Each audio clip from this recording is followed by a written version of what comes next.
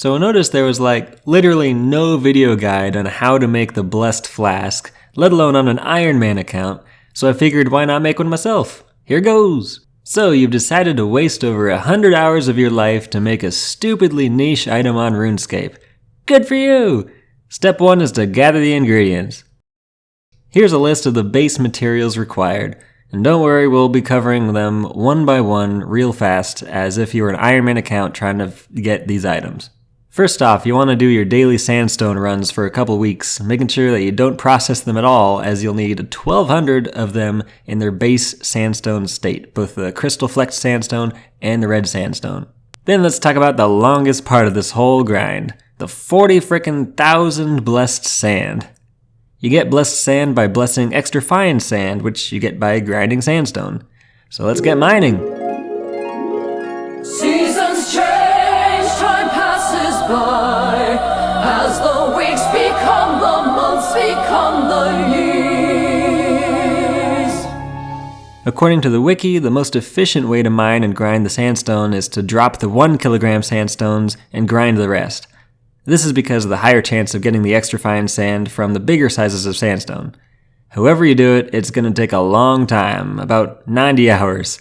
So I recommend binging BoJack Horseman on Netflix. It's a good show and it'll carry you through a lot of this grind. Once you have all 40,000 extra fine sand, you gotta bless it all, 1 grain at a time. Head to any altar of Saradomin and use the sand on it.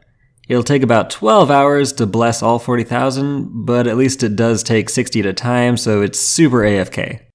Alright, the hard part's over, so let's do a lightning round. Hydrix bolt tips, gold stone spirits, sapphire bolt tips, silver bar, mithril bar, and mithril stone spirits are super easy and I assume you'll have plenty on hand.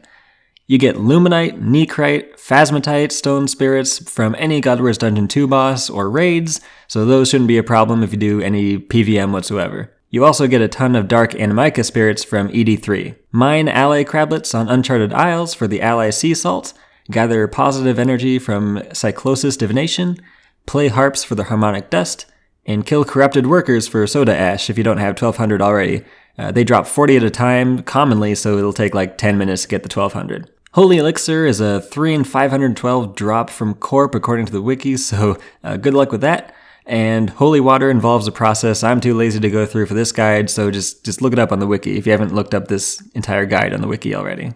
Make a Glorious bar, which costs 50 of each type of bar. It's basically one of those bars used to make masterwork armor. And then toss some shadow cores into the big shadow creature rift for the light cores. Then you just make the Holy Overload potions and the Extreme Prayer potions, and you're good to go. Now that you have all the ingredients, it's time for step 2 of 2, crafting the thing. I was way too lazy to use a Beast of Burden for this, so keep in mind that there might be different presets you'll want to make to be more efficient with the Beast of Burden. For the first preset, you'll be making 3 blessed molten glass out of the blessed sand, the soda ash, and the 2 types of sandstone. You'll make 400 blessed molten glass out of all your materials. For the second preset, you'll be making blessed molten glass golden. You'll only need to make 10 of them, but the ingredients take up pretty much your entire inventory for 1 of them, and then you want to be absolutely sure to stop making them after you've made 10. If you make an extra one, you'll have wasted a lot of resources, because for the third preset, you'll be making blessed molten glass azure. It's pretty much the same as the last preset, just with the blue ingredients instead of the gold ones. Now that you have 10 of each type of special blessed molten glass, you're ready to make the Blessed Flask shell. Take out the ingredients and just craft it.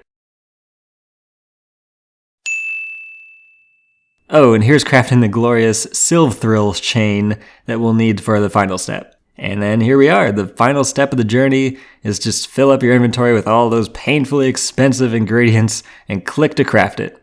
And as you can see, this is the only step that requires the level 118 herblore level, and it is boostable. So I just used a banner boost up from 116 herblore to make mine. And congratulations, you've wasted over 100 hours for an item that is basically just used to do high enrage Telos or solo bosses that weren't designed to be solo, like Beastmaster and Solak.